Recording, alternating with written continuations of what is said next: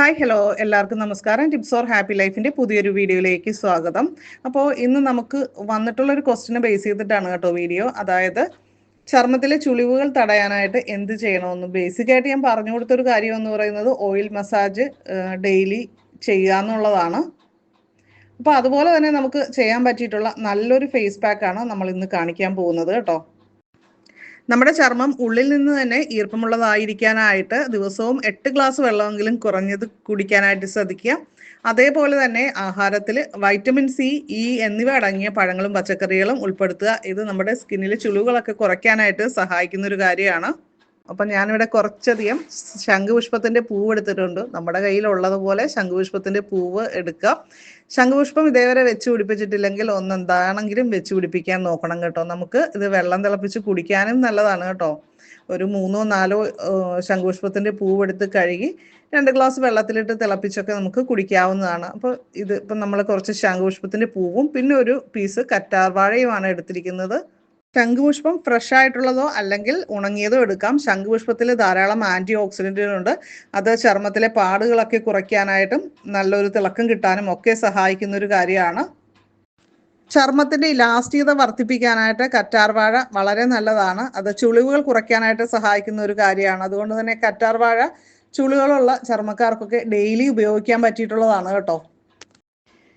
അപ്പം ഞാനിവിടെ കറ്റാർവാഴ ജെല്ല് സെപ്പറേറ്റ് ചെയ്യുകയാണ് ചെയ്യുന്നത് കേട്ടോ.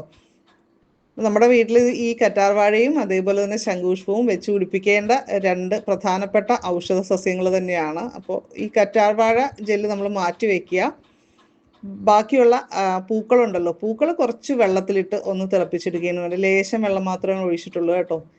അതിൻ്റെ സത്തൊക്കെ നന്നായിട്ട് ഒന്ന് ഇളകാനായിട്ട് കുറച്ച് സമയം ഒന്ന് വെയിറ്റ് ചെയ്യുക. അപ്പോൾ നമ്മുടെ പാക്ക് വളരെ ഈസി ആയിട്ട് നമുക്ക് തയ്യാറാക്കാം. അപ്പോൾ ഇതിനിടയ്ക്കൊരു കാര്യം, നമ്മുടെ ചാനൽ ആദ്യമായിട്ട് കാണുന്നവരാണെങ്കിൽ ഒന്ന് സബ്സ്ക്രൈബ് ചെയ്തേക്കുക. അതേപോലെ തന്നെ ബെല്ലൈക്കൺ ക്ലിക്ക് ചെയ്തിട്ട് ഓൾ ഒന്ന് സെലക്ട് ചെയ്യുക. അതേപോലെ ഇപ്പം തന്നെ എല്ലാവരും ഒന്ന് ലൈക്കും കമൻറ്റും ഒക്കെ തരാനായിട്ട് മറക്കല്ലേ.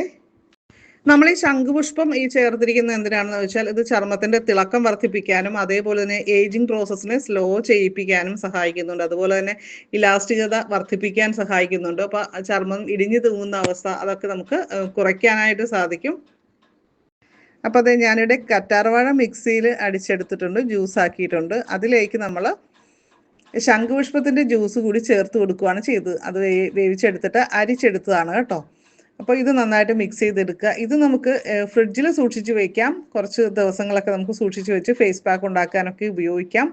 അപ്പോൾ നമ്മളിപ്പോൾ ഇനി അടുത്തായിട്ട് പാക്ക് ഉണ്ടാക്കാനായിട്ട് പോവുകയാണ്. അതിന് ഞാനിവിടെ എടുത്തിരിക്കുന്ന 1 സ്പൂൺ ഗോതമ്പ് പൊടിയാണ് എടുത്തിരിക്കുന്നത്.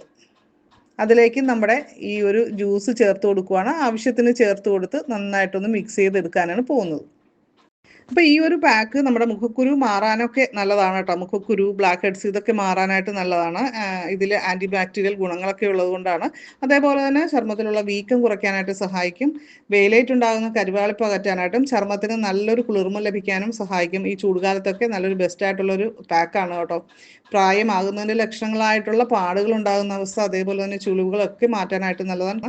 അങ്ങനെ വിവിധ ഗുണങ്ങളുണ്ട് ഈ ഒരു പാക്കിന് കേട്ടോ. അപ്പോൾ നമുക്ക് ആഴ്ചയിൽ 2 പ്രാവശ്യം അല്ലെങ്കിൽ 3 പ്രാവശ്യമൊക്കെ പാക്ക് ഉപയോഗിക്കുന്നത് ചർമ്മത്തിന് വളരെ നല്ലതാണ്. അപ്പോൾ എല്ലാവരും ട്രൈ ചെയ്ത് നോക്കുക. അപ്പോൾ ഇതുവരെ കമൻറ്റ് ചെയ്യാത്തവരും ലൈക്ക് ചെയ്യാത്തവരൊക്കെ ഒന്ന് ചെയ്തോളൂ കേട്ടോ.